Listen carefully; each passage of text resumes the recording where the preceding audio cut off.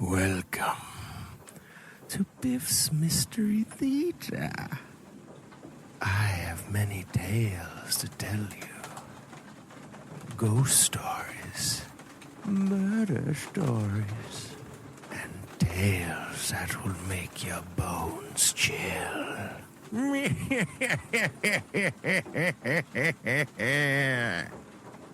Join me, won't you? For Theater of the Mind, where you always have the best seat in the house.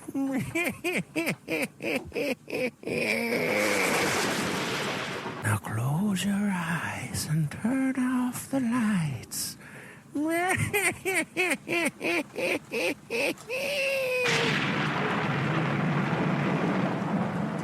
Cheyenne, Wyoming Territory, I learned a little about trail herders and a lot more about the education of Kid Yancy.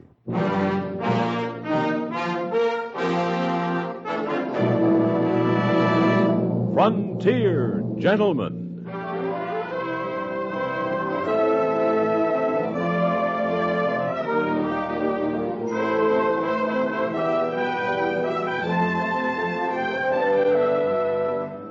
Herewith an Englishman's account of life and death in the West.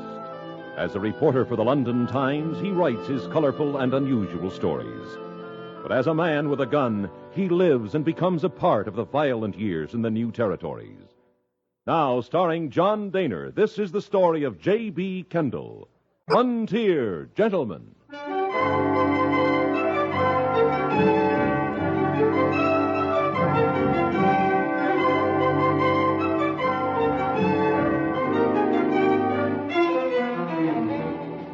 My friend Carrie Chase of the Cheyenne Daily Press had mentioned to me that a herd of Texas cattle was expected in town, and with it its dozen or so trail drivers. They had followed the Texas Trail from San Antonio, across those great plains into Oklahoma Territory, Kansas, Nebraska, fording rivers like the Brazos, the Trinity, Red River, the Washita, Cimarron, Arkansas, Smoky Hill, the South Platte. 2,000 animals traveling 1,000 miles, and 12 men to bring them safely in.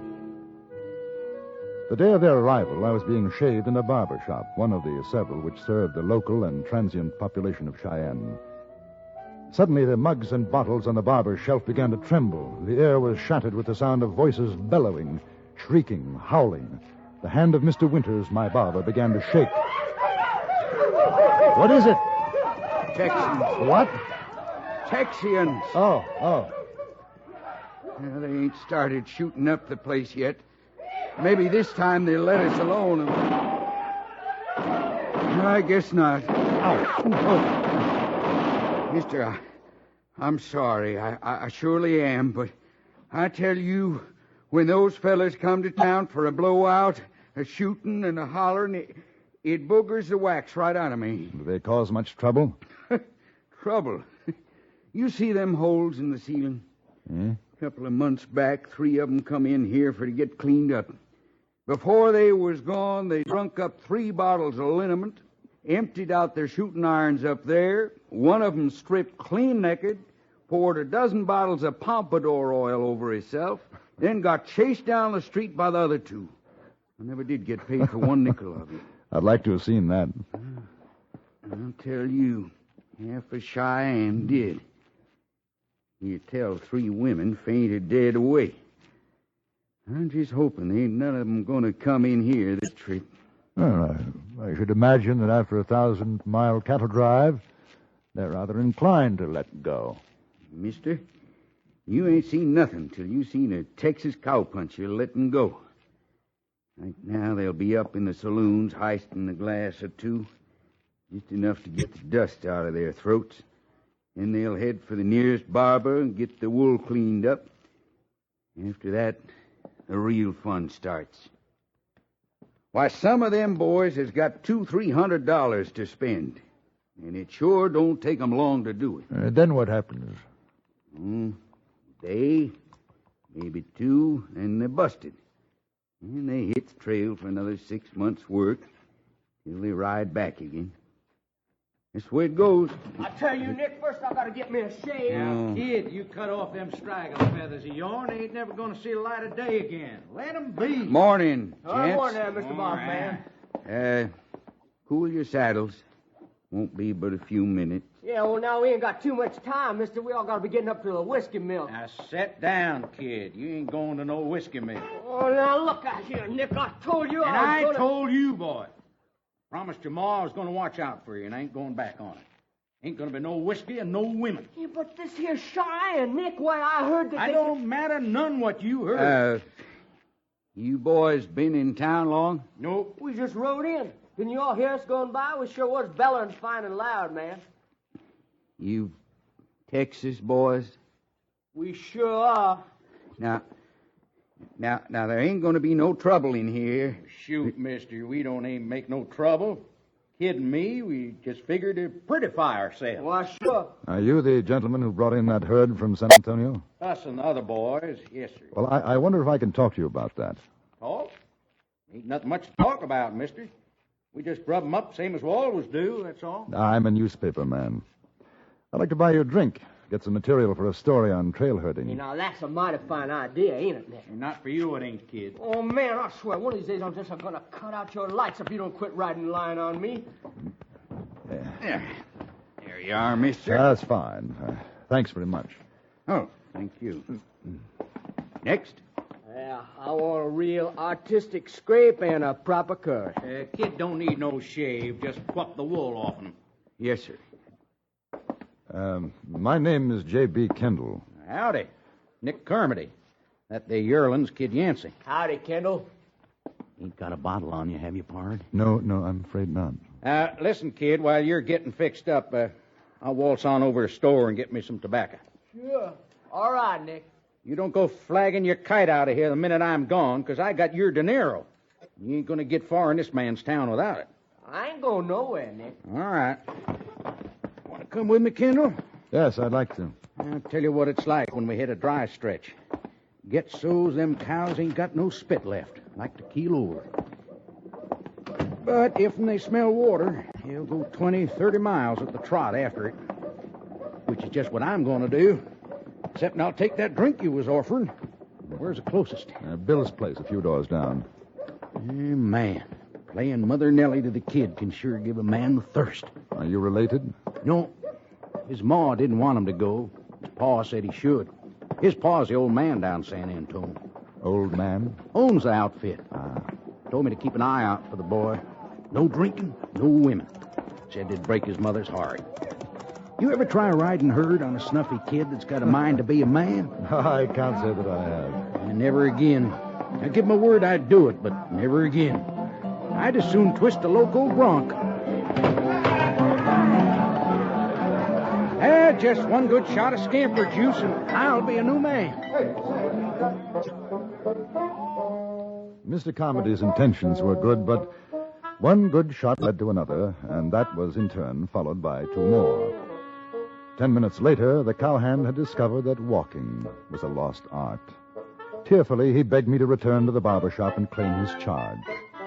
He handed me a pouched handkerchief for safekeeping. In it, he told me, was the savings, some $200, belonging to Kid Yancy.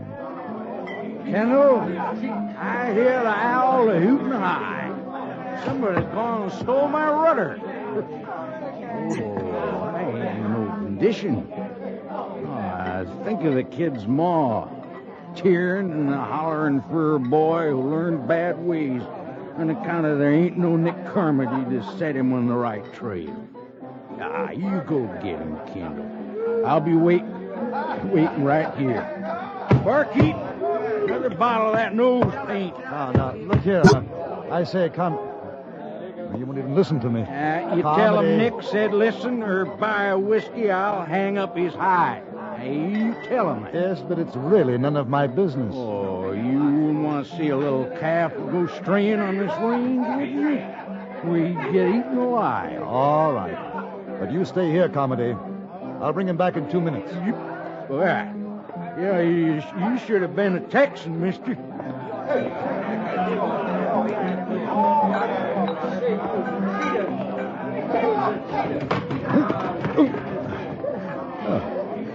Well, hi. I beg your pardon. Well, I'll be Mr. Kendall, honey. Of course, you're Millie. That's right, up in Helena. Big Sam's friend. His used-to-be friend. Oh? Yeah, after what happened between you and him and the judge putting him in the hoosegow, he ain't got no friend no more. He, lost all his money, too. He's not here in Cheyenne. I'll say he ain't. Last I heard, he was mule skinning for an outfit in Utah. Oh, I swear you sure ain't changed a bit, Mr. Kendall, baby. What are you doing in these parts? Oh, still writing. And you, Millie? Oh, well, I got me a job. I kind of work here in Bill's place. Ah, I see. Yes, that's, oh, good Lord, I forgot. There's a young fellow in the barber shop. I've got to bring him back. Oh, gee, well, it's sure swell seeing you again, Mr. Kendall. And you, Millie? I sure never did think I'd see you again, Mr. Kendall. Millie, I hope you won't think I'm being rude, but... Oh, honey, I'd never think you was rude. Now, let's you and me go round up that kid. Then you come back and buy me a drink, and we'll talk about old times. Oh, them Texas boys. They sure do love to shoot off them things. Just like big, bad... I'm going to get the law down on you. I'm the toughest, wildest killer in the West. Now stop When it. I'm hungry, I bites off the noses of live Comanches. I could... Hey, howdy, Mr. Kendall. Whoa. Hey. Howdy, ma'am. Your friend is waiting for you at the saloon. Just look at all he's done. Shooting up my place. I told you, mister. I told you what they was like. I was just doing some target practice is all. I've got your money here, kid. You better pay for the damage. Sure. How much, mister? Well, I figure $5 ought to cover it. Here. How much obliged for the wool clipping, mister? Yeah. Say, ain't you going to introduce me to your friend there, Mr. Kendall? Oh, yes. Millie, this is the kid, Mr. Yancy. Howdy, Mill. What do you say, kid? Well, I heard tell they got some mighty pretty fellas in the north, but I never did reckon on finding anything like you. You ain't got a lot of years in you, kid, but you sure learned how to use them talking to a woman. You better give me that money to hold for you, kid. I'll give it back to Carmody. Oh, there's $200 in there. I ain't to have myself a time with it. $200, my. That's a heap of money. Yes, ma'am. A fellow ought to be able to have a heap of fun with it. Why don't you wait out here? Millie and I'll bring Carmody out. Heck no, we're all going in. I'll be obliged if y'all take my arm, Miss Millie. Ma'am. Why, kid, honey, I'd be honored.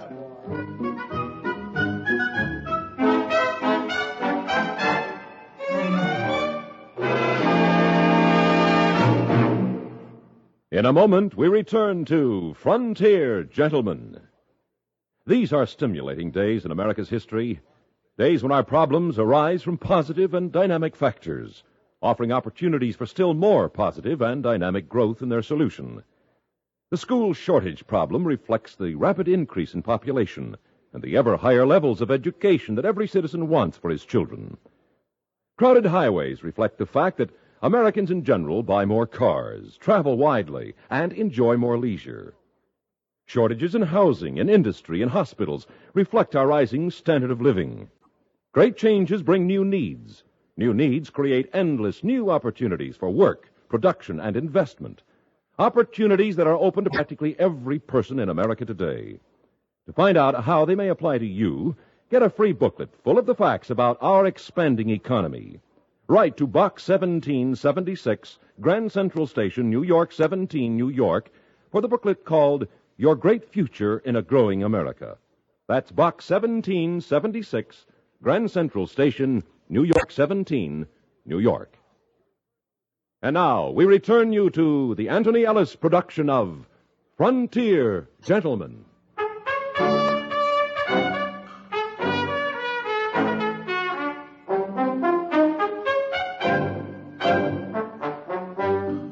went into Bill's place, Millie and the kid walking a pace ahead of me. They made quite a picture. Millie, as I've described her before, a woman of rather extraordinary proportions. I should guess that she was some 5'10" in height, and suffice to say that her frame was amply covered. Her escort, Kid Yancy, stood 5'8.5" in his boots, and dripping wet could have weighed no more than 130 pounds. Millie's arm was linked through the boy's in what appeared to be a grip of iron. She had seen the $200 and wasn't about to let it slip away from her.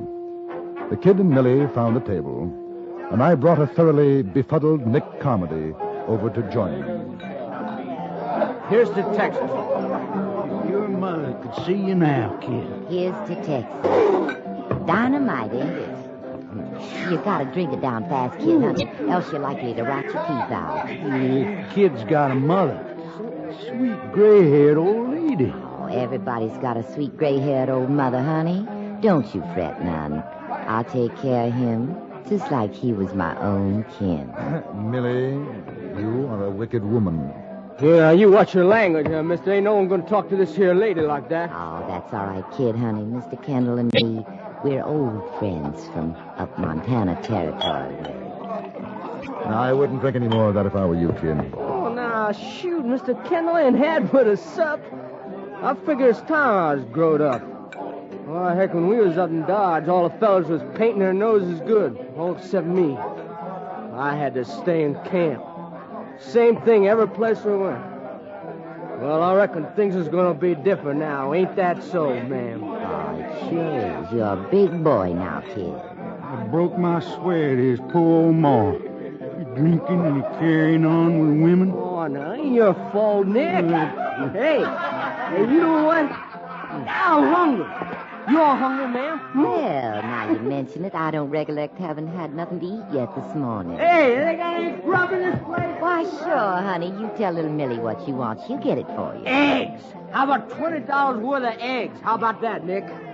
Sweet old mother crying her eyes out. You, Mr. Kendall? I don't think so, thank you. I'll tell the cook, honey boy. Well, now, ma'am, that's mighty kind of you. Oh, I'm coming with you. I sure admire to tell the cook how I like my eggs. Why, sure, kid. Don't go away, Mr. Kendall. We'll be right back. Oh, Miss Miller, you sure got the most beautiful eyes I ever did. All right, kid, you're gonna Comedy. Nick, wake up. Wake up. Sweet little old gray mother hair. Wake up.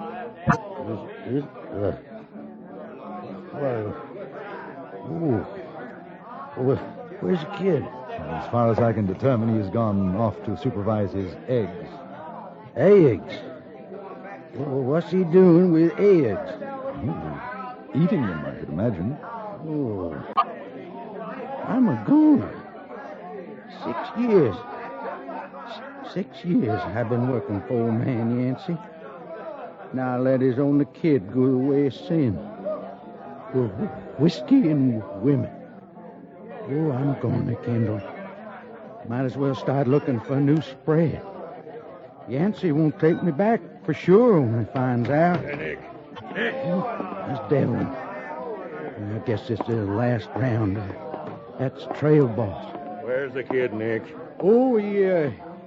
He went to get some grub. Thought you had orders to stick close by him. You been drinking? Me? Oh, shucks, Dad. Oh, say, this here's Mr. Kendall. He's a newspaper man. Yeah, howdy. Mr. Devlin? Are you sure the kid's all right, Nick? Oh, sure, I'm sure. Why shouldn't he be? He's just going to fix himself some eggs. Well, you watch him, Nick. Because if anything happens, you'll be putting your saddle in the wagon. Oh, I know it, Dad. I sure do know it. So don't you worry. Ain't nothing going to happen to that little boy. No, sir. As to what did happen to that boy, I must take the word of Millie. In effect, the following events took place. First of all, Kid Yancy and Millie left Bill's place through the kitchen exit. The kid evidently found that the chaperone was something they could well dispense with. On their way to the Silver Dollar, he stopped at a street corner and became enthralled with the three-card Monte thrower. A small crowd was gathered around watching this expert card sharp. Here you are, here you are. The ace of diamonds is the winning card. Here it is. Follow it, gentlemen and lady. Follow it with your eyes as I shuffle. Here it is. And here. And now here. And now here. And now where? The game is simple. You win if you point it out the first try. You lose if you can't. Here it is. Simple. Watch it again. The ace of diamonds is the winning card. Hey, did you see that, Mill? Oh, come on, honey boy. You don't want to play that. It ain't on the level. It's just a sucker. No, it ain't. I saw the ace. I could have picked it right on. I can think of better ways to spend your money. Well, sure. There's plenty of Come them. on, why don't we get down to the Silver Dollar, kid, baby? I bet you ain't never drunk champagne, have you? No, I aim to before I'm through and shine. Oh, let's go, honey. He ain't nothing but a shark. All right, in a minute. I gotta watch this fella. Oh, you're gonna make Mill real unhappy. $20. I'll bet you $20, huh? I'll bet you. Ah, here's a man with guts. Yes, sir. Pull her up. Put it up. All right, now, the ace of diamonds. Here it is. And here, and here, and here. Now, where is it? Right there. Sorry, my friend. It is there. Sure, that's it. Sure it is. Now, I reckon you pay me $20, huh, mister? Yeah, that's right, boy. 20.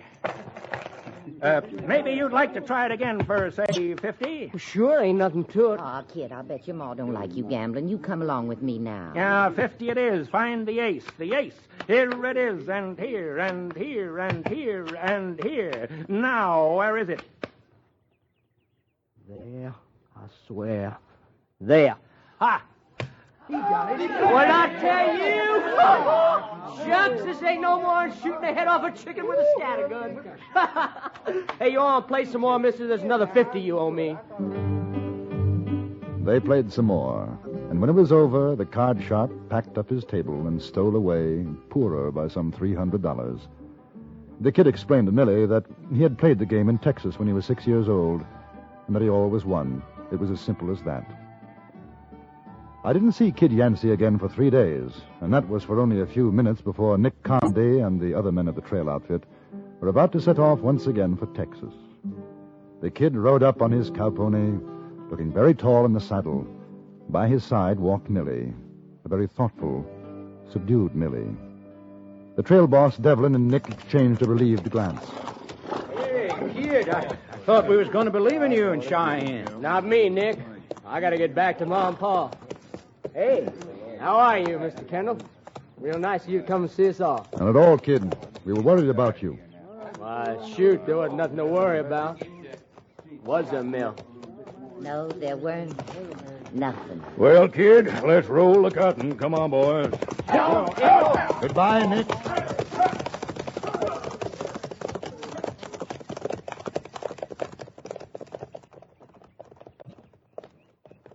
So long, Mill. Here. You buy yourself a pretty, huh? You take it easy there, Kendall. And you.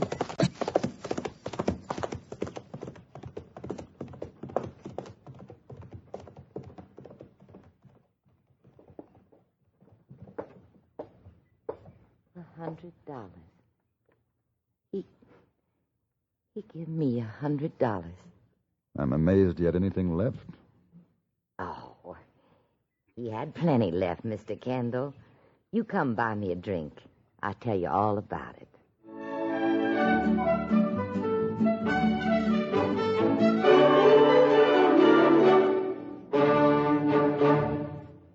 Frontier Gentleman was written, produced, and directed by Anthony Ellis and stars John Daner as J.B. Kendall.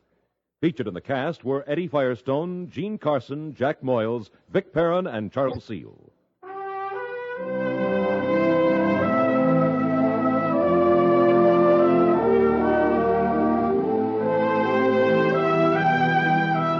Join us again next week for another report from the Frontier Gentleman. Bud Sewell speaking.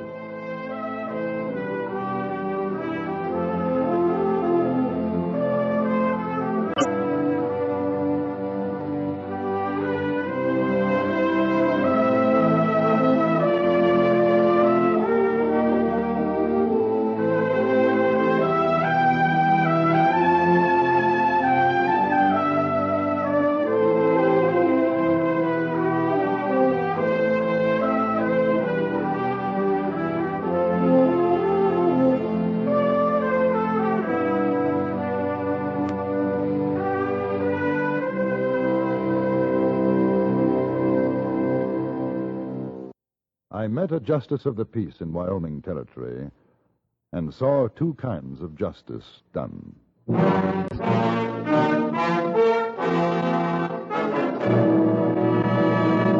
Frontier Gentlemen.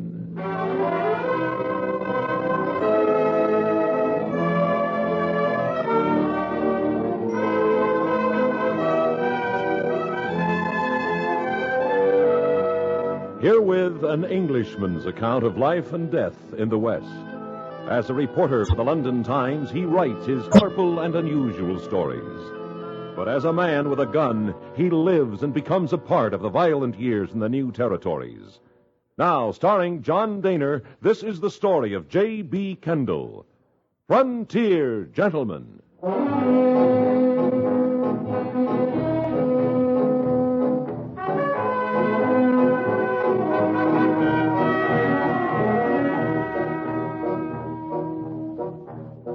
In the South Pass district of Wyoming Territory, there is a mining settlement called Dry Creek.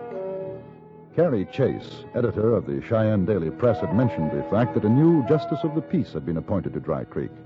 This in itself was not particularly newsworthy, except for the fact that the JP was a woman, Mrs. Amy Robinson, and as far as we could determine, one of the first of her sex to hold such an office in the United States. 300 to the west and a few days later found me in Dry Creek. I had expected to see the usual rip-roaring mining community and was surprised to find instead an atmosphere of complete contrast. There was an oppressive quiet to the place. Small groups of men stood here and there, talking in low tones, pausing as I walked by to stare at me suspiciously.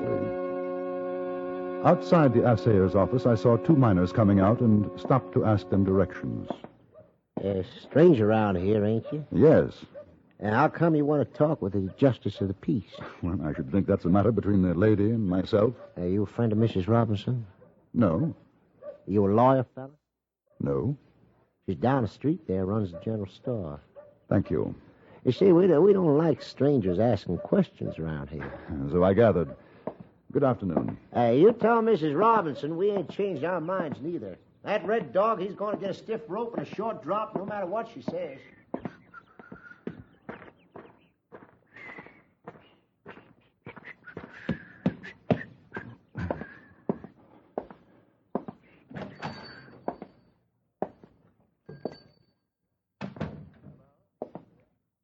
Hello?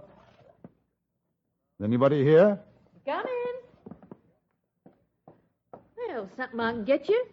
You are Mrs. Amy Robinson? The same. My name is J.B. Kendall. I'm a newspaper correspondent for the London Times. Now, what in the name of sin's a London Times correspondent doing in Dry Creek? You're the reason, Mrs. Robinson. I think a great many women in England would be interested in reading about a female justice of the peace. You being flippity? No, not at all. I'm quite serious. Well, you got to excuse me. There's a lot of folks hereabouts ain't taking my appointment to heart. I think perhaps I met one of them on my way here. Oh, who? Oh, a miner. He suggested that I tell you that they haven't changed their minds. I get the feeling that there's some discussion about a hanging. Your feeling's correct, mister. Sheriff Godey's got the accused locked up and waiting for trial. Jack Red Dog's the fella, a Arapaho Indian. There's them says he done murder. Killed Big-Nosed George Haney's brother, Ike. That's what they say. I see. Well, when does the trial take place? As soon as I can get a jury to sit. There ain't no man in Dry Creek will do it. You can't get a jury, huh? Well, come on in the back. I was just making some coffee. Here, take a chair, Mr. Kendall. You see, before all this happened, I was Widow Robinson, who ran the general store. Folks was decent and nice to me. Then I get appointed Justice of the Peace, and it's like I got the epizootic. Just because I'm a woman is all. Well, I tell you something. This here Jack Red Dog case is my first, and I aim to see fair trial done, whether they like it or not. Oh, thank you. What about the talk of hanging? Well, that's Big-Nosed George and Tip Butler. They're trying to get the fellas riled up to take the Indian out and string him up without a trial. From the looks of the men as I came into town, they seem to be making some headway. Well, they ain't going to do it. I swore to uphold the peace and justice in the community and fight. Amy, you there? Was that you, Sheriff? Yeah. Well, come on back. Now, you better come out yourself. Oh.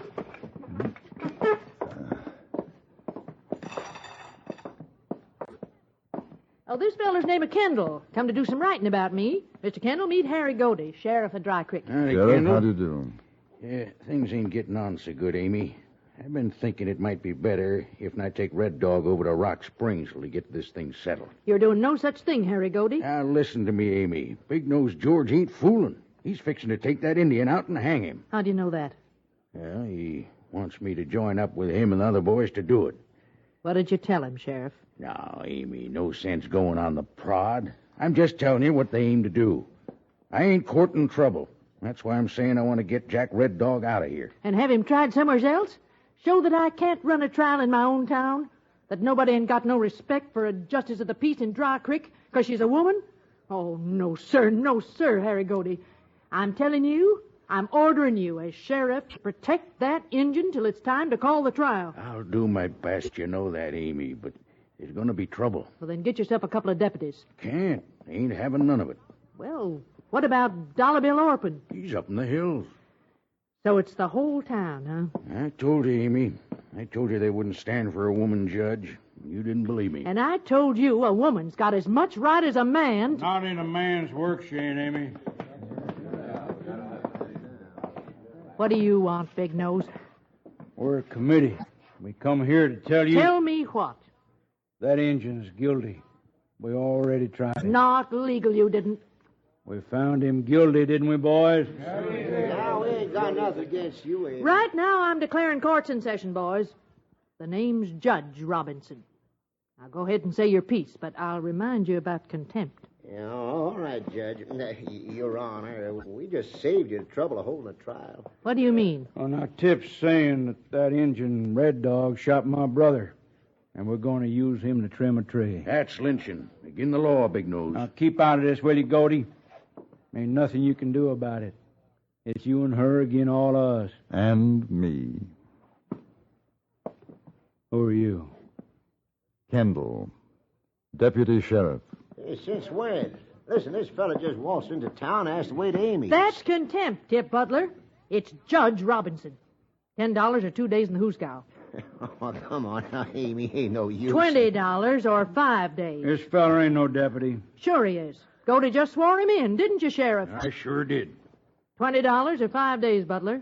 Which is it? Well, which is it to be, Butler? Now, that'll cost you another 10. Pick up that money and hand it over. You make me, Amy Robinson. You go ahead. Anybody's got ideas of starting something over this. Just remember, there's only 2 of you, Sheriff. Now, I wouldn't want Miss Amy here to get hurt. So supposing you all just stay in here till we finish what we got to do with that there Injun killer. All right, come on, boys.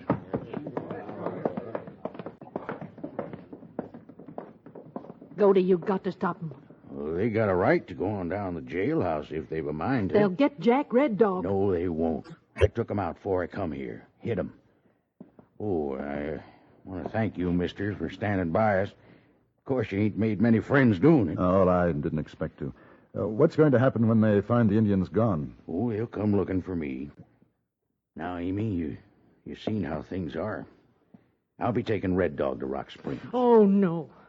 There ain't no pack of cussed hardtails going to stampede me. At this point, I'm inclined to agree with the sheriff.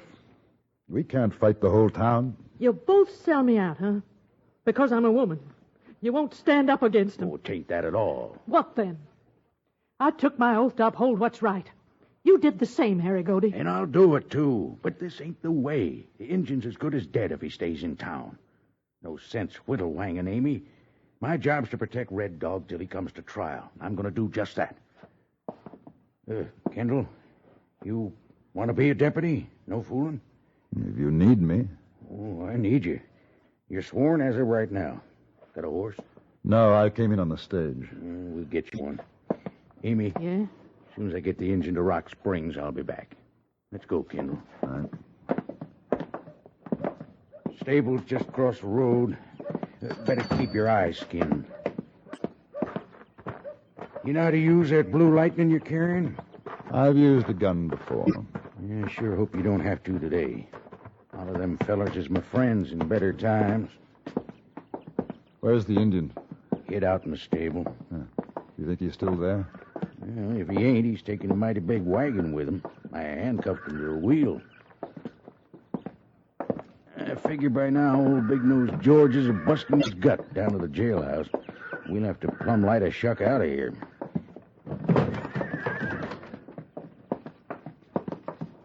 Hey, Jack. Yes?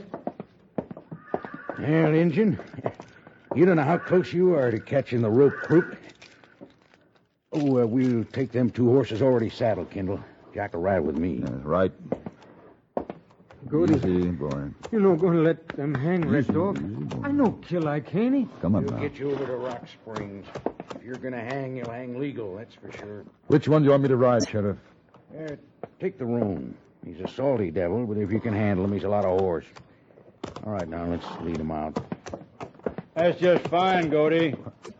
Now, you boys stop right there, unless you want us to start throwing lead. Well, sir, I guess you figured you was right smart, didn't you, Sheriff? This Injun's in my custody, boys. I'm warning you. Yeah, don't you worry none about that, Goldie. We'll take care of him and that Injun boy. He's going to be the guest of honor of the drink party. Ain't you, Red Dog?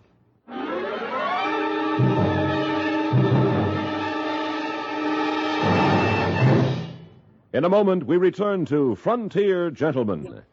Some people believe only in what they want to believe. The vast majority of us, however, are prepared to examine the facts. Now, that, in a nutshell, explains the widespread popularity CBS newsman Alan Jackson enjoys.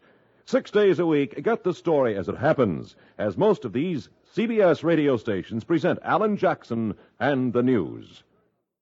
And now we return you to the Anthony Ellis production of Frontier Gentlemen.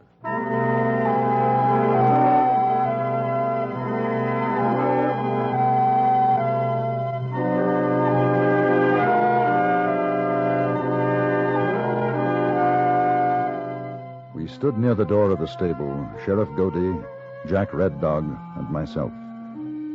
The Indian's face was bathed in a shaft of dust-speckled sunlight. I noticed a scar running from the bridge of his nose across his cheek.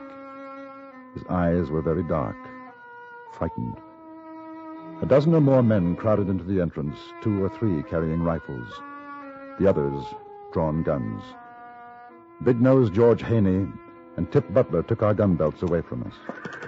You can't do it, boys. Want to bet on it, Goldie? Why not give the man a trial? If he's guilty, he deserves to He's hang. guilty right enough, ain't no doubt. Couple of you boys help me get a rope over that beam. It'll be murder, Tip. Can't murder an Indian, Sheriff. They're just plain dying which way. Nobody's accountable killing an Indian. Are you afraid to give him a trial? I told you, mister, we done it. Not legal, you didn't. Not legal. That's how come we got a justice of the peace. Woman justice, you know better than that, Goaty. I ain't a-shouting for suffrage, but she was appointed. Now, boss, you weren't.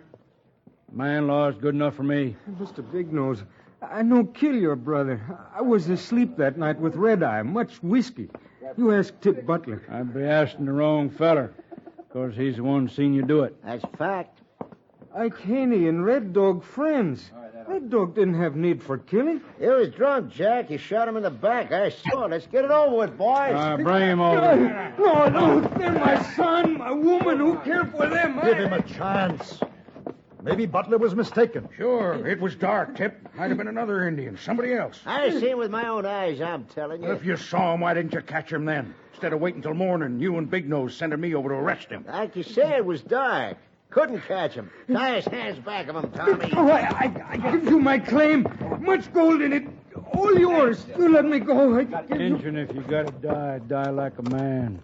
This ain't no time to crawl. We'll give you a chance to say a prayer. You got an Indian prayer in you? How many white men you kill without they get a chance for prayer, huh? I kill no man. Except my brother. That's enough for the hang. All right, help me get him up on a horse. You can't. It's lynching, and we're finished with that. Listen to me. No, Hank. No. Take your hands off him.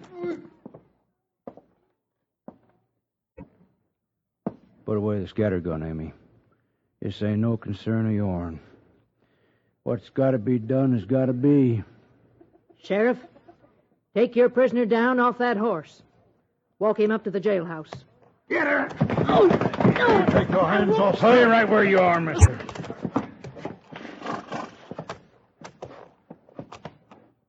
All right, now get on with it. Wait. Wait now. If you do this thing, every one of you will be as guilty as you think the Indian is. I feel no guilt, mister. My brother's got his lamp blowed out, but this here Arapaho, I ain't feel no guilt. Then why not let the law decide? You're the law, all of you. Give him the right to defend himself. Form your jury. Prosecute him. But not this way. He's right. Listen to him. He's wrong. Dead wrong. He ain't even American, that fancy talk and all. You shut your mouth, mister, or you'll go with the Injun. So long, Jack. If you see my brother, you tell him hello to me. huh?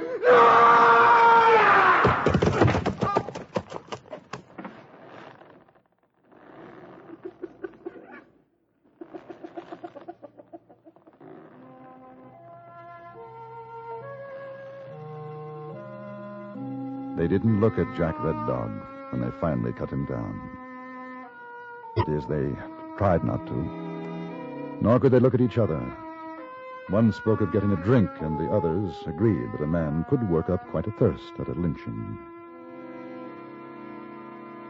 The shaft of sunlight fell on the dead man's frayed moccasins. I sure hope he was guilty. Would that make it better? He spoke of a wife and child. Yeah, they live up behind the Black Canyon diggings. I'm thinking it's my fault. All of this. It ain't your fault, Amy. Maybe it happened because a woman was made justice of the peace. They was forced to do what they did. If it'd been a man, maybe they'd have listened to him. They don't want to hear a woman's words. Not in a man's world. You did what you could. It wouldn't have made any difference. They were bound to hang him. Mostly, I think, because he was an Indian. Well, I'll take him up to his wife. Better tie him on the horse. No. I'll bring my wagon. Put him in that. He rode his last horse. Well, we will help you hitch it up.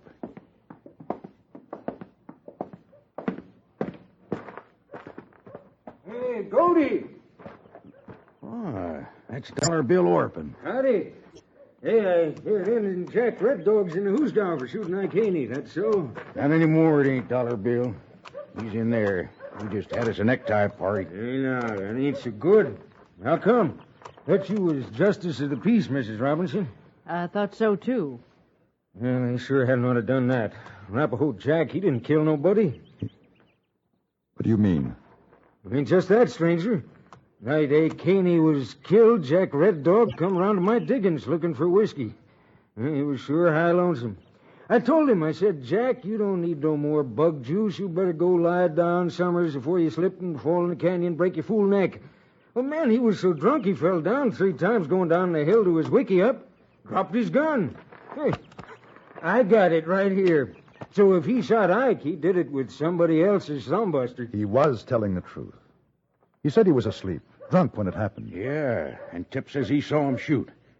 Funny how certain he was about that. Sheriff, you swear in Dollar Bill right now as deputy. You're sworn, Bill. I swear. Gonna have some fun? We're going down to the saloon. Let me tie up my mule. I'll be right along.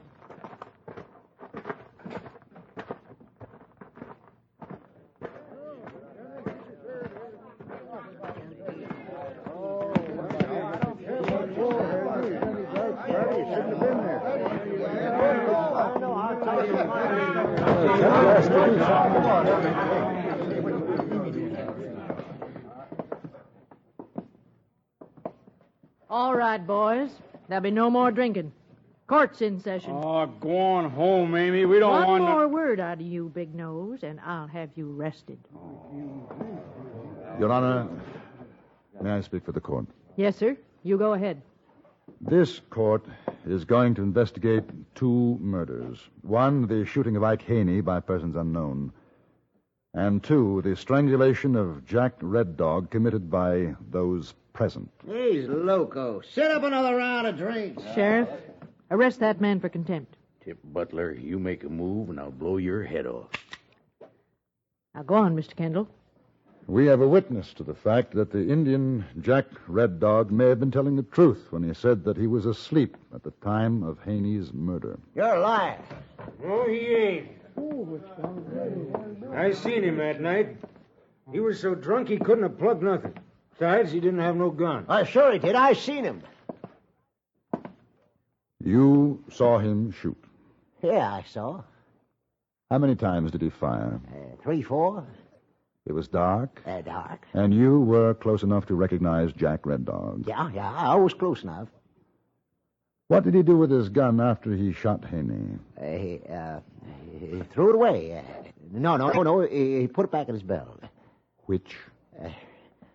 Listen, mister, I don't have to answer no fancy law wrangler questions. Yes, you do. You're a witness in this trial. Answer the questions, Tip. Did he throw away the gun? No. Sheriff, when you arrested Red Dog, did he have a gun? Nope. Of course he didn't. He dropped it up to my diggings the night Haney was bushwhacked. Yeah, I got it right here. How come you had time to see Red Dog shoot Ike 3 times, put the gun back in his belt, and not do nothing about it, Tip? I told you it was dark. I couldn't catch him. But it wasn't too dark to see him. That's right. How close were you? I don't know, a few feet, I guess. How come you didn't start shooting yourself, Tip? I never got the chance, Big Nose. What was you doing? Just watching? No. How come you was up there anyway, snooping around Ike's diggings that night? Well, Ike and me was going partners. We was going to talk about it. Ike never said nothing to me about another partner. He was going to. Is that why you shot him?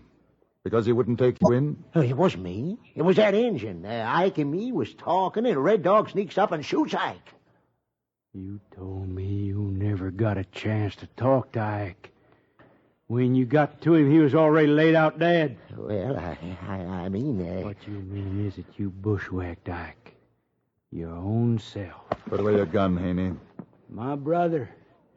You did it, Tip. No, don't! Haney?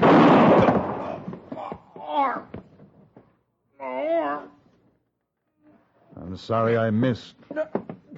I should have killed you, Haney. Sheriff, take Tip over to the jailhouse and hold him for murder.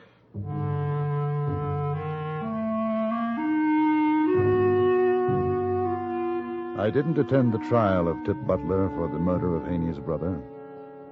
The jury that lynched Jack Red Dog found Butler guilty. Justice of the Peace Amy Robinson pronounced sentence, and I heard a few days ago the man was hanged.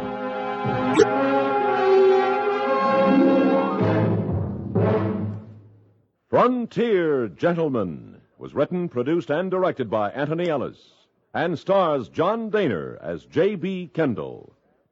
Featured in the cast were Paula Winslow, Jack Moyles, Lou Krugman, Jack Crucian, and Tom Holland. Congratulations to CBS radio affiliate WVAM Altoona, Pennsylvania, observing its 10th anniversary this month.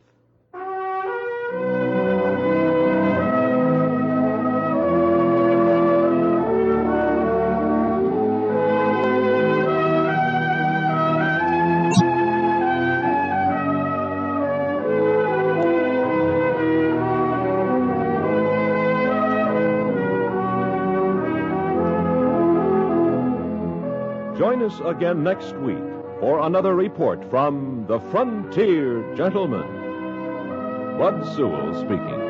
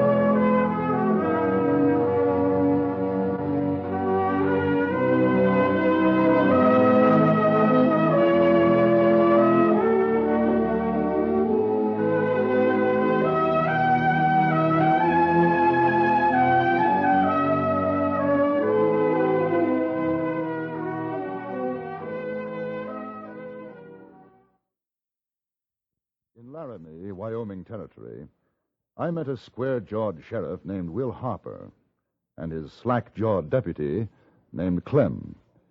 I also lost $20.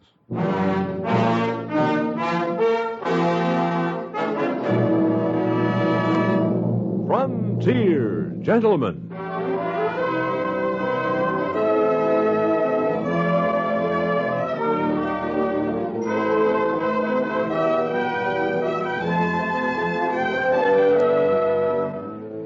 Herewith an Englishman's account of life and death in the West. As a reporter for the London Times, he writes his colorful and unusual stories. But as a man with a gun, he lives and becomes a part of the violent years in the new territories. Now, starring John Daner, this is the story of J.B. Kendall, Frontier Gentleman.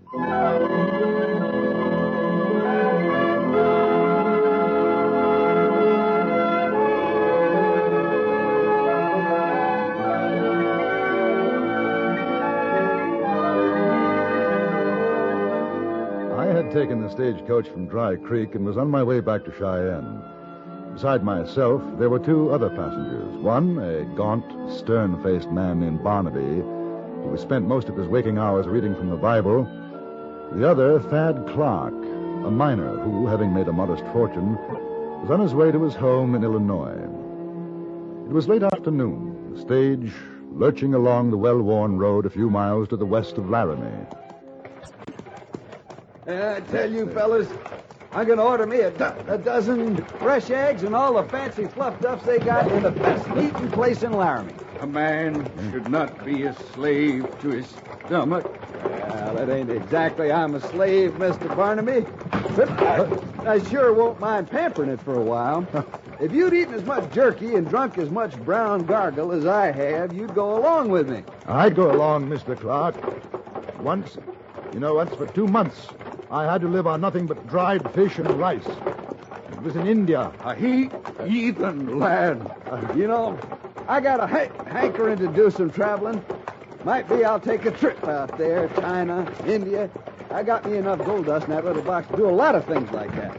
The love of money is the root of all evil. Well, if it is, I'm sure going to find out when we hit land. What is it? What's the matter? Riders blocking the road. Now, don't get scared, folks. Just a hold up. Hold up? Yeah, if you got guns, keep them where they are.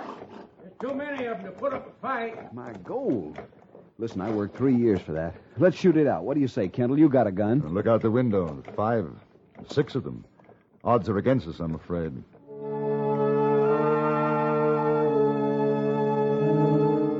They were on horseback, their faces completely masked, cradling rifles and shotguns in their arms.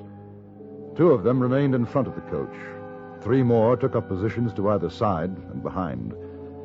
The 6th man, who appeared to be the leader, called to us to get out. Our driver nonchalantly climbed down from his seat and began to roll a cigarette. The miner Clark stood next to me, right hand clenched, hovering over his gun butt. You, mister, and you. Do you mean me? No, the tall fella and the other one. Unbuckle your gun belts and drop them. No need for anyone to get hurt. I'm a poor man. I have no worldly goods. Sorry to hear that, brother. You a preacher? No. That's too bad. I never rob a sky pilot. Just empty out your pockets, all of you. Driver? Yeah. What you carrying? Nothing much. Well, we'll take a look-see. Jed, Frank, keep them covered. CD, you help me search them. All right. Driver, climb up there and throw down the boxes. Sure. All right, gents. Nice and quiet. Let's tell your kids all about it. Kind of a puny wallet. Don't take that. It's all I have. 30, 40, $50. Well, now you ain't got any worldly goods for sure, friend. What about him, CD? $2 is all. You take a look in the coach. All right. Driver, climb down. Open up them boxes. Sure. All right, now you, mister. Here. You won't find much. Well, it's a right handsome-looking watch you got there. I like it. Take it off. No. Come on now, take it off. It has a great sentimental value to me. It can't be worth more than a few dollars to It you. all adds up, mister. Take it off. No, You figure it's worth your life? in a way. Hey, look here what I found. Who belongs to this? It's mine. Guess there ain't no use asking you to leave it be. That's a fact. It sure breaks my heart the way you river snipers have to sweat to get that much dust. Give him back a sack of it, CD, and see what's in them other boxes. Here you are, partner. Enough for grub stuff. Now, about that watch. Is it worth killing me for it? Mister, that's a plumb low-code question. I plugged a fellow once over a chaw of tobacco. What's your name? Kendall. I like to meet a man with guts. All right, you keep that watch, Kendall. It's a present. At the breeze, boys, there's riders coming up the road. So long, fellas. Clark, pick up your gun.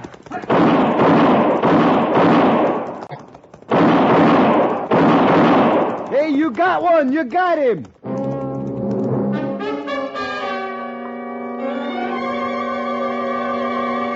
The wounded man clung to his saddle for a few yards, then toppled over, fell to the ground and was still. The others disappeared in a cloud of dust along the road to the west. A moment or two later, a group of horsemen rode up.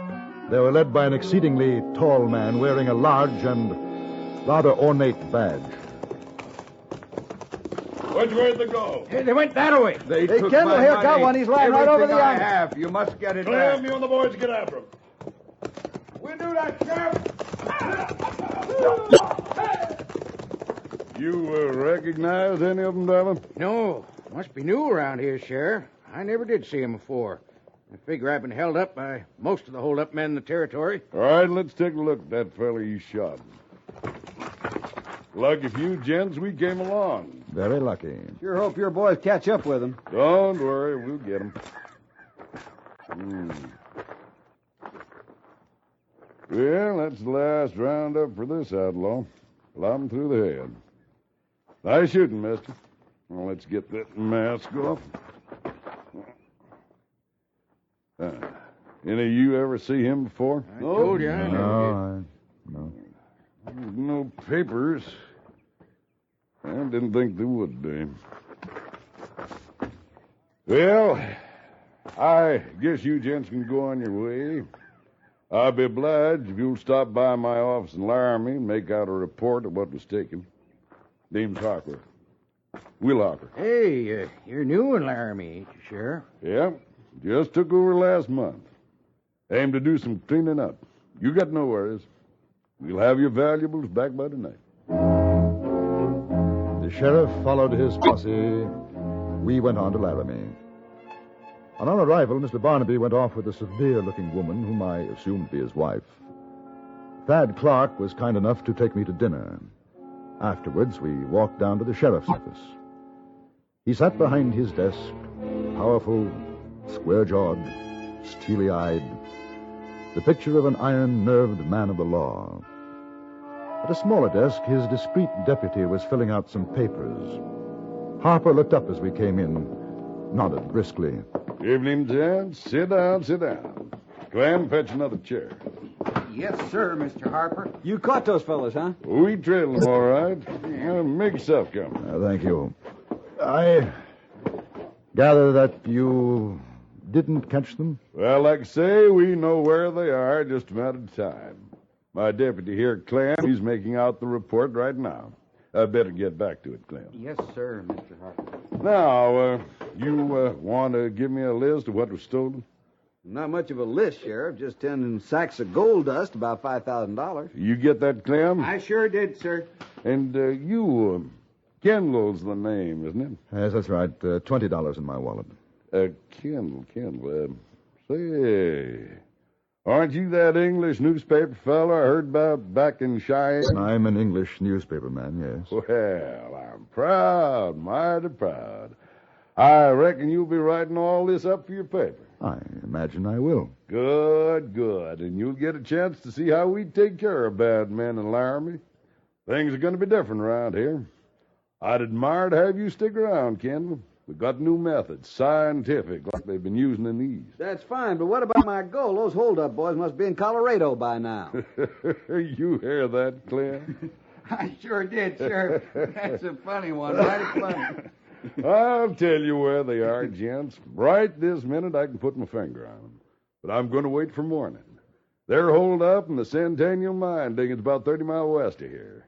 That's where we trailed them, isn't it, Clem? That's the place, sir. We got 4 men watching right this minute. Kendall, how'd you like to ride out with me in the morning and watch us pull in a bunch of outlaws? It'd be very interesting, Sheriff. Oh, this'll be just about the most important story you've ever written. And I'll be glad to help you make your name, Kendall. Well, that's awfully kind of you. Sheriff, Sheriff, I seen one of them. Maybe 2, maybe all of them. Now, easy, partner. Easy. I tell you, they're down at Lazy Kate's saloon. Them same fellers did the hold-up this afternoon. No. Driver, it can't be. We know where they are. We sure do, mister. Up in Centennial. And they came back to Laramie. I recognize the voices. Now, voices can fool you, take my word. We got 'em boxed in 30 miles west. It's them. I swear I can pick 'em out even without the masks. Do you think it might be an idea to go down and have a look, Sheriff? Just in case. Man's an almighty fool not to follow lead. You want I should take the scatter guns, Mr. Harper? Don't see there'll be a need, Clem. If it's them, which I know it isn't, the old peacemakers will do our talking. Yes, sir. Driver, you come and point out your suspects. Clark, you better stay put. All right with me. Just get that gold dust back. That's all I want. Say, I'd rather like to come along, too, if you don't mind, Sheriff. You may be a greenhorn, Kendall, but you got guts. Let's go.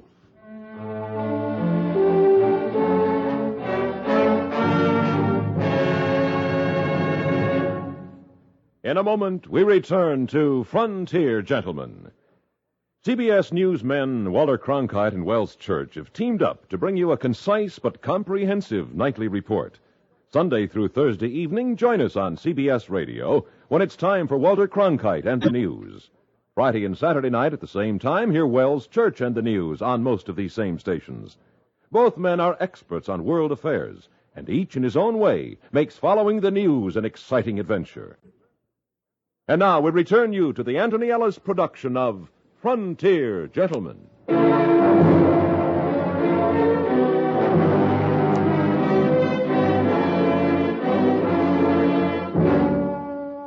For the second time that day, I had been apprised of the fact that my guts were organs of some consequence. Once by an outlaw who had stolen my wallet and its contents, and again by an outsized sheriff who wore a diamond-studded badge and carried 2 tremendous guns low on his hips.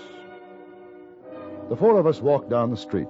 Sheriff Harper, his deputy, whom I only knew as Clem, the stagecoach driver, and myself. We arrived at the Lazy Kate saloon. It was fairly well crowded, but almost immediately the driver spotted the men in question and pointed them out to us. 2 of them, their backs to us, standing at the bar. These the ones. Maybe the other fellas alongside, too. I never did get a good look at them. All right. You better stay here, driver. Kendall, you stay behind Clem and me.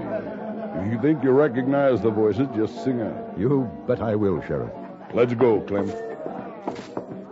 Take that Schofield Smith West. I don't say she can't do the job, but I'll ride along with old Colt 44. Now, that's for sure.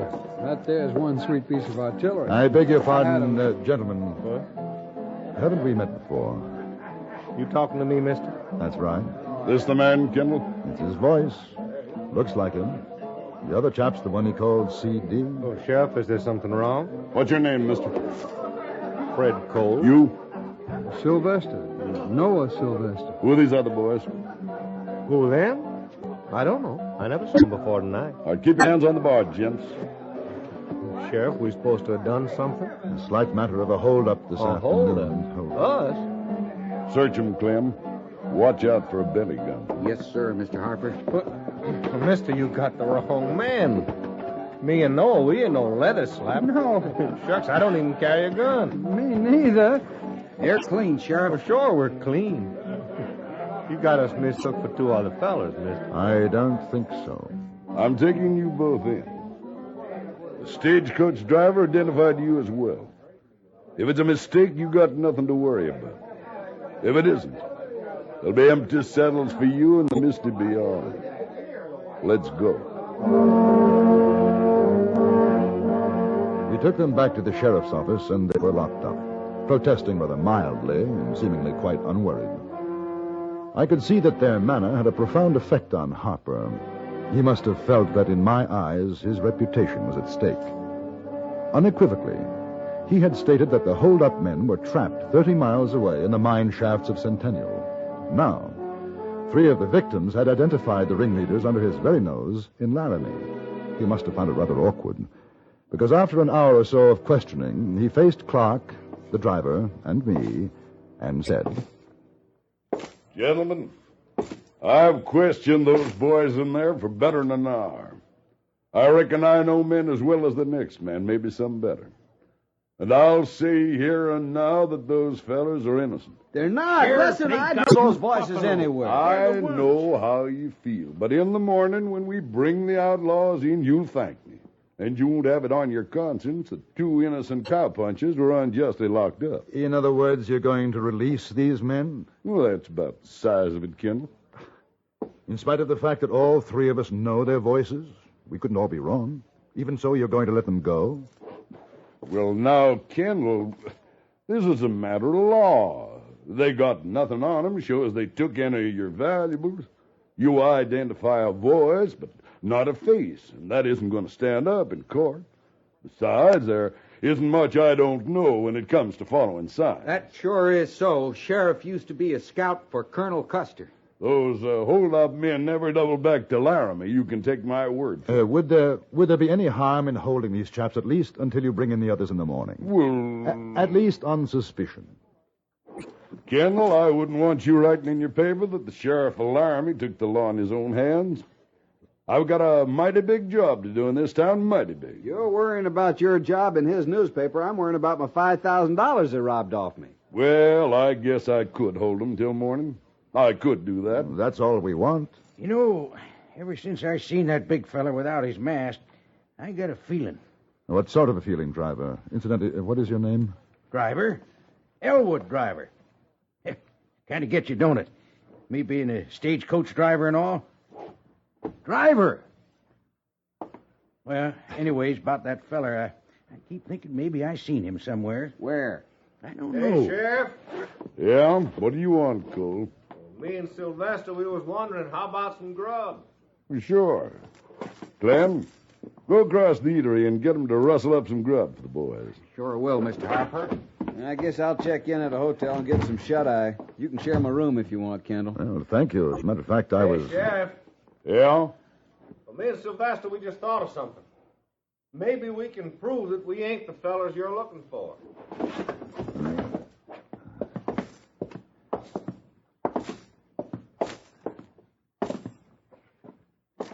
All right, cool.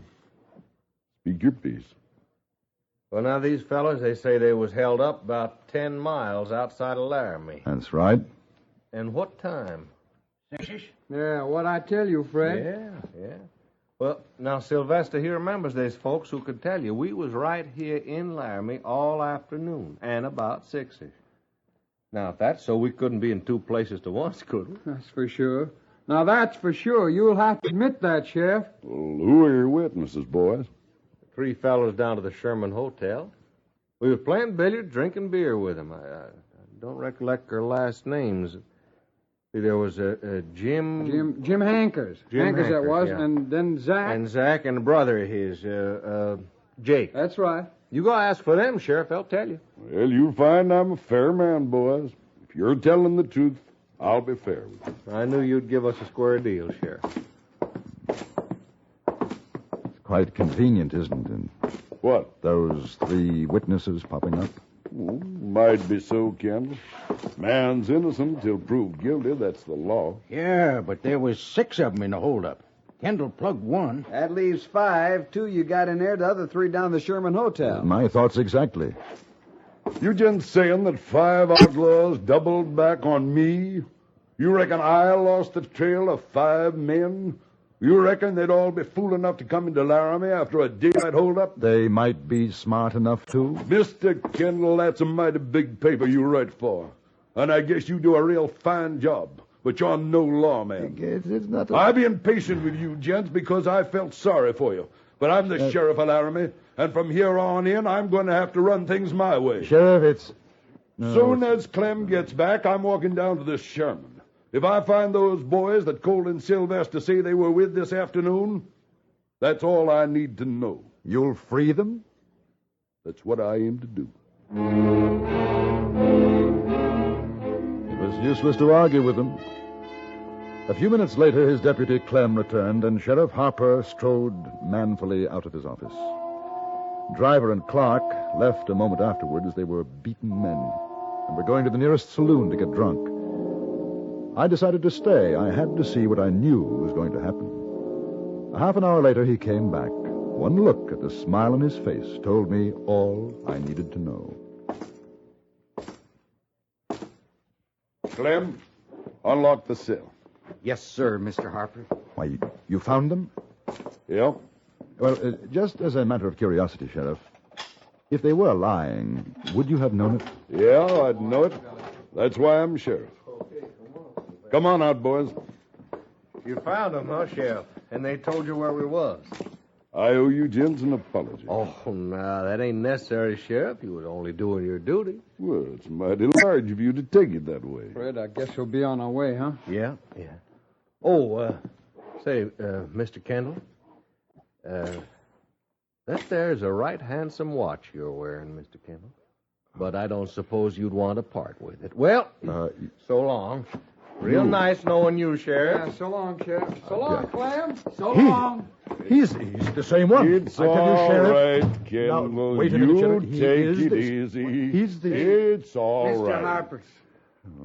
Mr. Harper?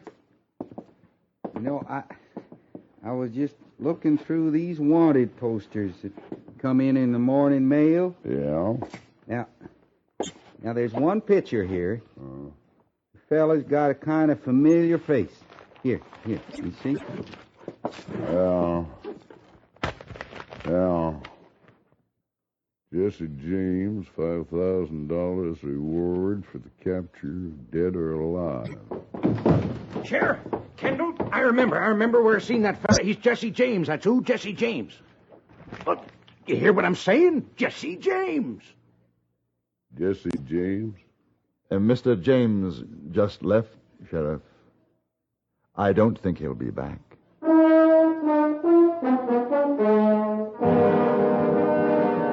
This time, Jesse James left Laramie for good, followed a day later by Sheriff Will Harper and his inestimable deputy, Clem. The irate citizens of Laramie gave them quite a send-off. As to how I recovered my $20 and Thad Clark at least a part of his gold is a story I shall telegraph next week.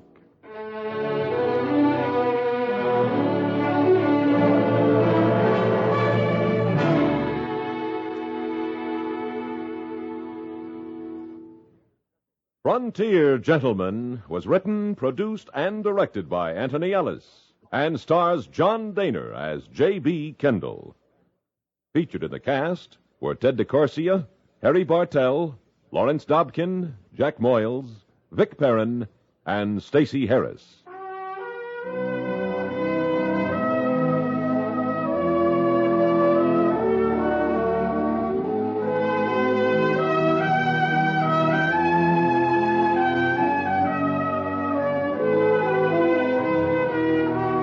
My second encounter with the Jesse James gang was a little more fortunate than the first. This is what happened.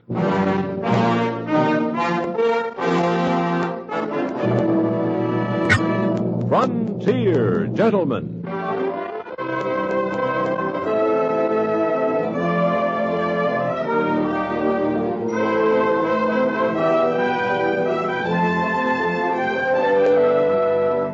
Herewith an Englishman's account of life and death in the West.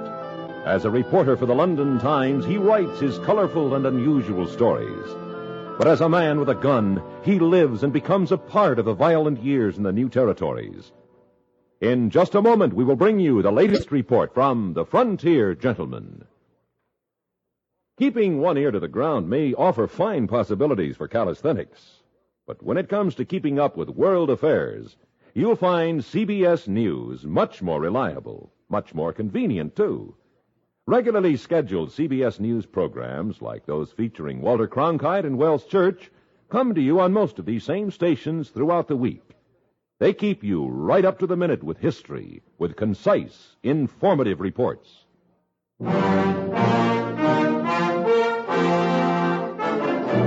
Now, starring John Daner, this is the story of J.B. Kendall, Frontier Gentleman.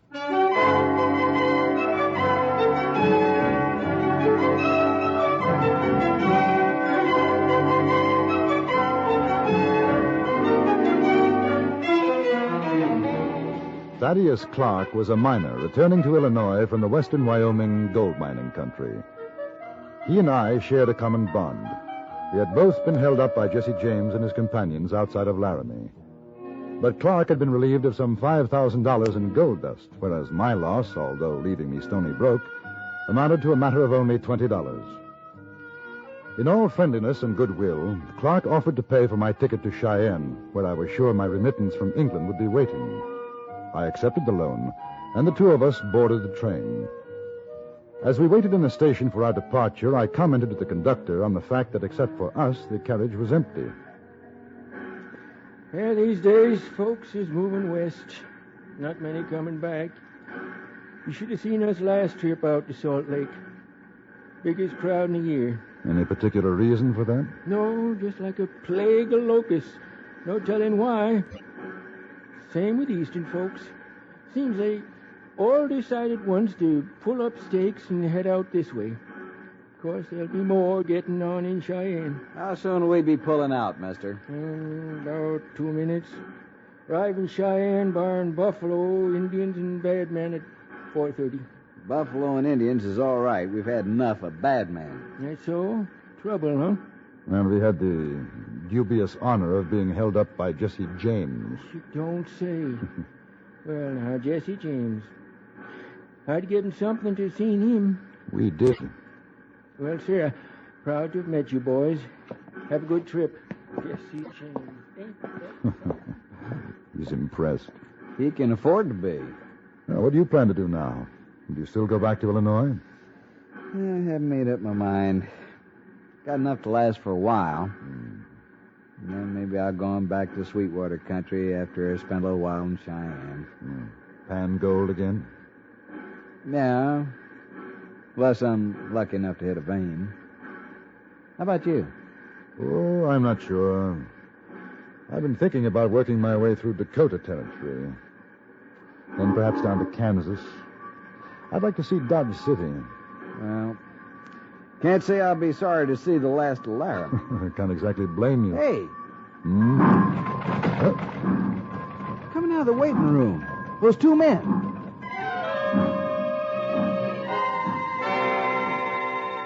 Both men were well dressed and carried no luggage. They ran toward the train and then disappeared from view. But I'd had enough time to recognize at least one of them. It was Jesse James' companion, the one we knew only as C.D. They got on. I'll swear they did. Did you see him, C.D., did you? Yes. You think the other fellow's one of the gang? I never saw him without a mask, but I'd be willing to bet on it.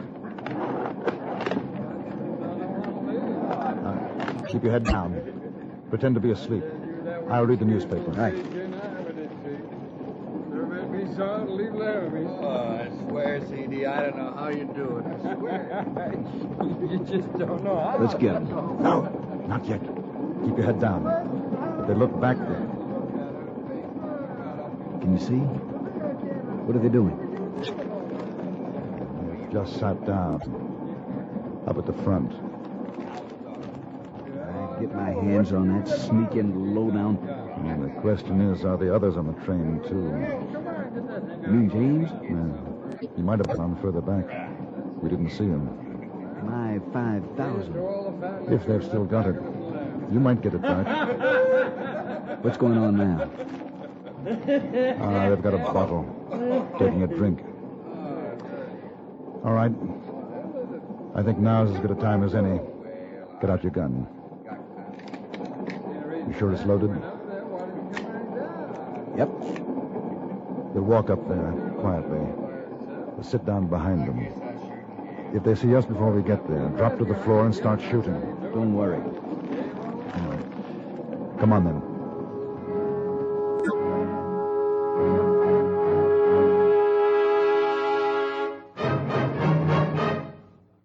Listening to Arthur Godfrey Time 5 days a week is a virtue that comes with a built-in reward. Arthur and the gang have just one thought in mind, to bring you entertainment. Since their songs and comedy do just that, you do yourself a favor every time you tune them in. Every weekday, join us on most of these same stations for Arthur Godfrey Time.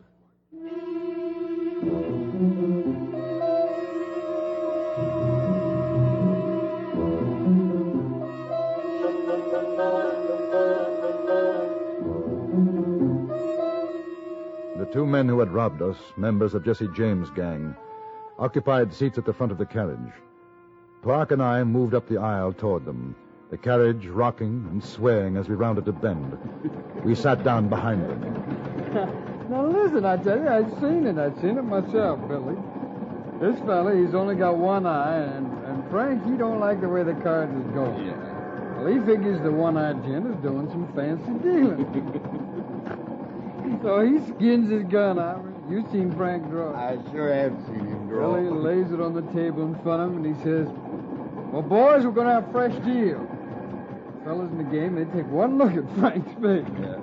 Just one, they say, all right, Frank, sure, anything you say. But Frank says, all right, now we got that settled. And you know what he's doing all this time?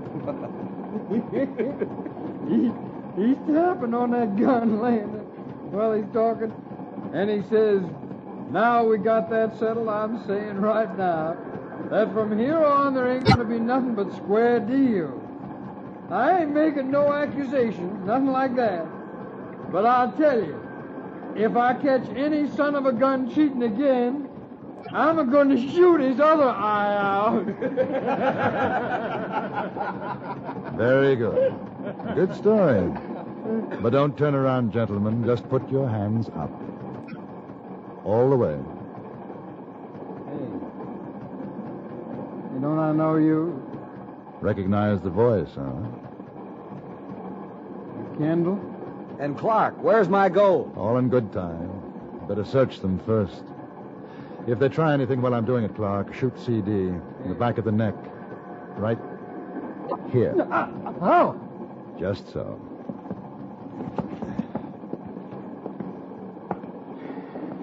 Well, an unexpected pleasure, CD. I don't think I've met your companion. Billy Badger. All right, Billy. Keep those arms stretched nice and high.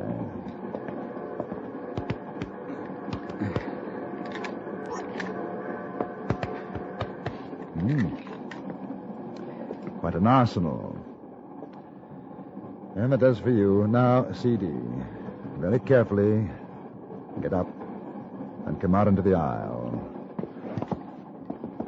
You hold these, Clark.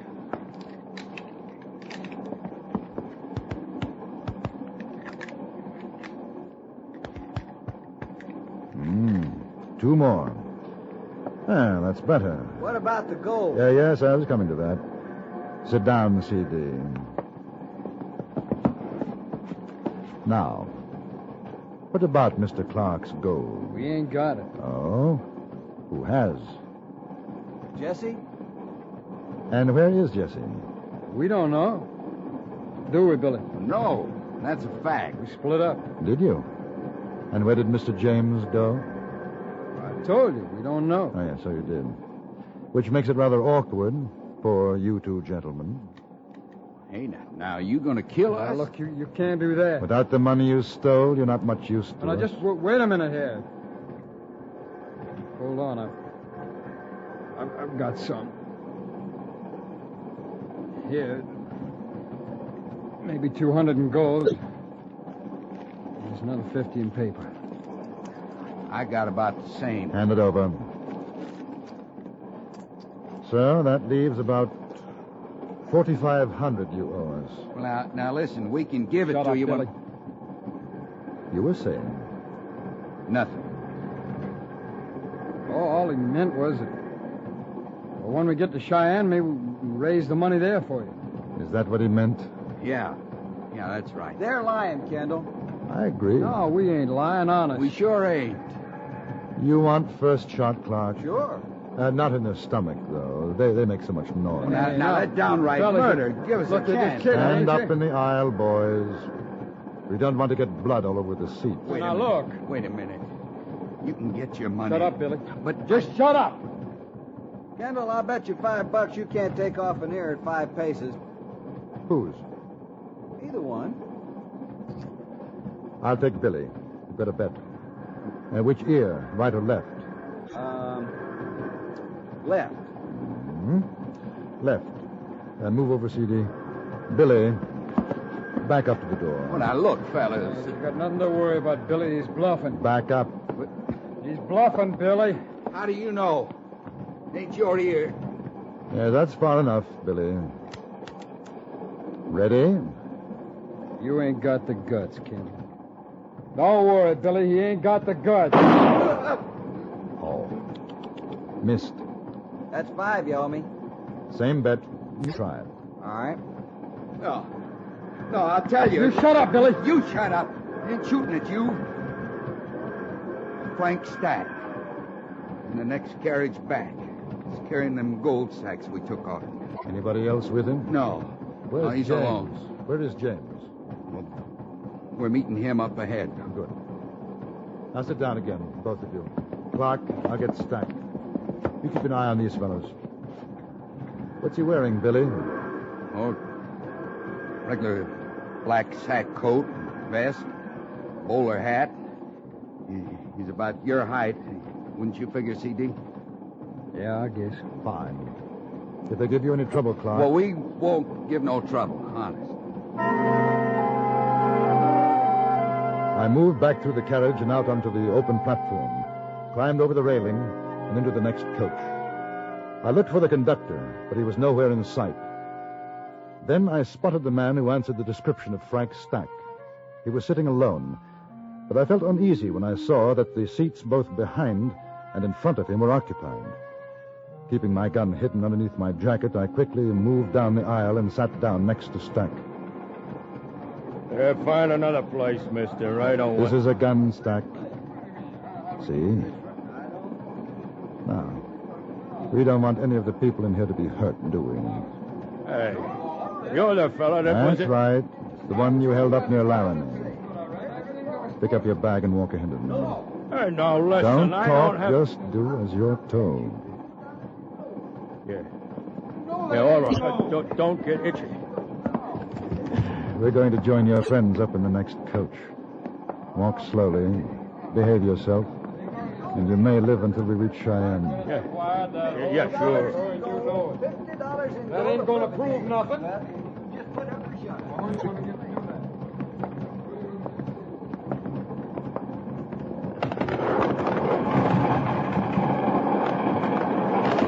Climb over the railing. That's dangerous. Man could get killed between the coaches. Man could get killed standing here unless he stops arguing. I'll hold the bag. No, you don't have to. Oh, yes, I do. Thank you. Off you go.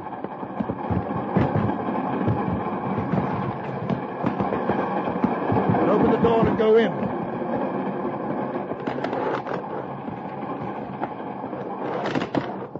I thought you said... There ain't nobody in here. Clark! Clark! Keeping Stack in front of me, I walked the length of the empty car. Then, where Clark had been sitting, I found him. The miner was sprawled out on the coach floor, wedged between seats. An ugly cut on his head, a trickle of blood running from it.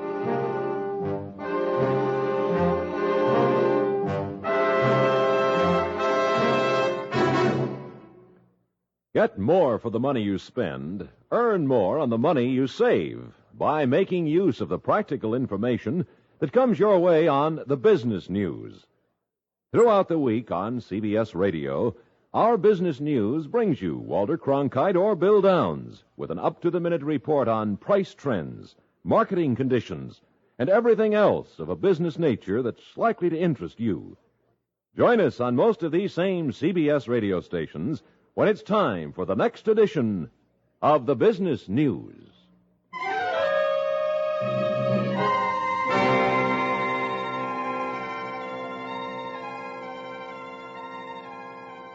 I had a pretty good idea of where the other two road agents had gone. In front of our carriage was the mail and baggage car. I disarmed Stack, then forced him to lie face down on the floor while I tried to help Clark. It took about 10 minutes for him to recover consciousness. Clark. Say, Clark. Clark. I thought I was dead. Clark, what happened? Well, we hit a rough bed of rail on a curve. It threw me off balance. And the next thing I know, that CD was all over me. He got one of the guns we left lying on the seat. That's where... Here. This might make you feel better.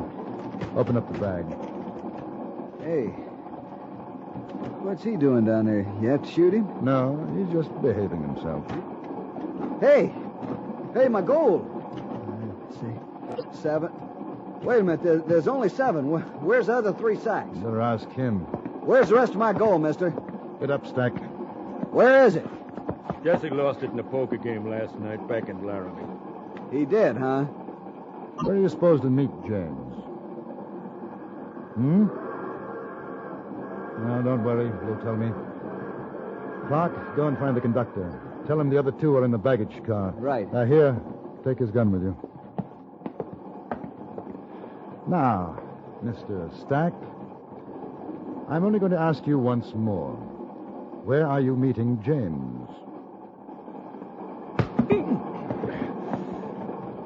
More? No. You're waiting at Dale Creek Bridge. So that's the game. Train hold up this time, huh? How many with him? Just one. What's the plan? You flagged down the train this side of the bridge.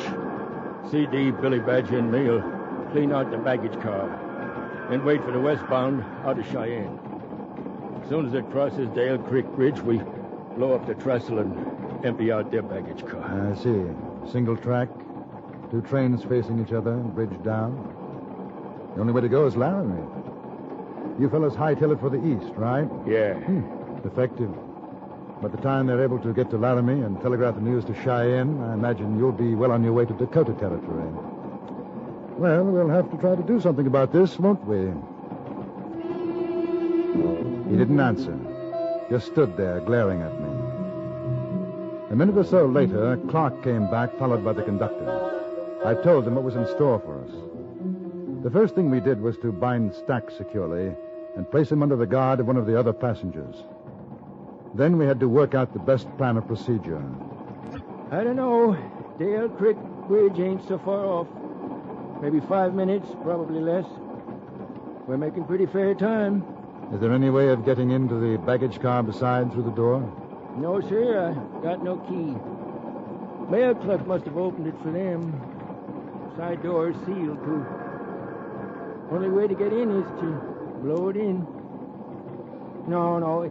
If you ask me, we'll keep right on going. Right into Cheyenne. Then we can let the marshal get him out.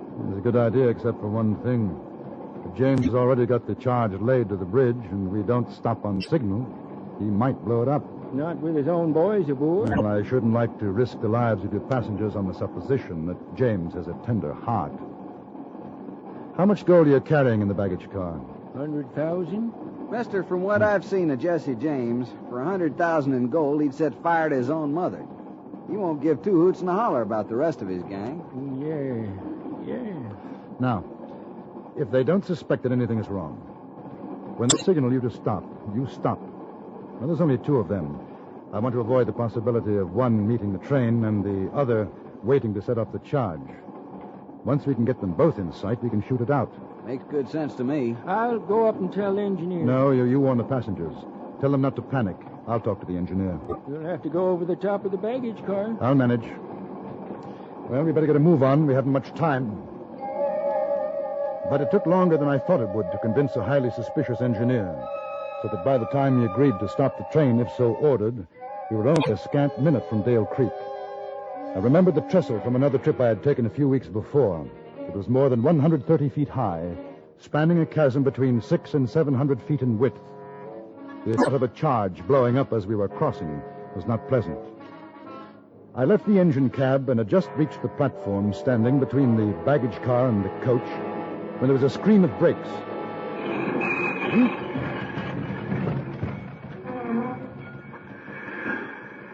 See anything? Not yet. Yes, there's one. He's on horse, standing by the engine. I can't see who it is. Nobody on this side. Well, unless they're going to blow up the side of the car, James is either going to have to get in through here, or CD and Badger will have to come out. Maybe they're waiting for one of the boys to get off. You figure there's some kind of signal we don't know about? No. Wait a minute. There's another. Both of them now. Come over here. Yep. That's James on the black horse, see? Yeah. Keep back. Kendall, look out! Jesse, it's a trap! Look out, Jesse! Come on, Jesse, let's get out of here! Give me your gun, Clark! But it was too late. Jesse James and his companion were gone. When we reached Cheyenne, Frank Stack and the bodies of C.D. and Billy Badger were turned over to the marshal. Thad Clark recovered all but $750 of his fortune, and I, my $20, as well as being able to boast that I had fired at and missed the notorious Jesse James.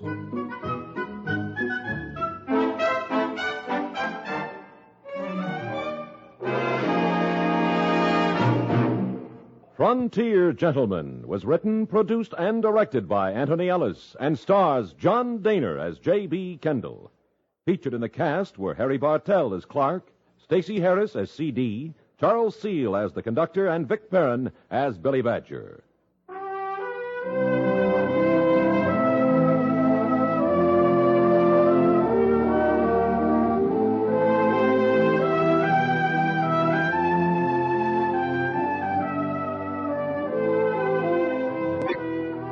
Join us again next week for another report from the Frontier Gentleman. Bud Sewell speaking.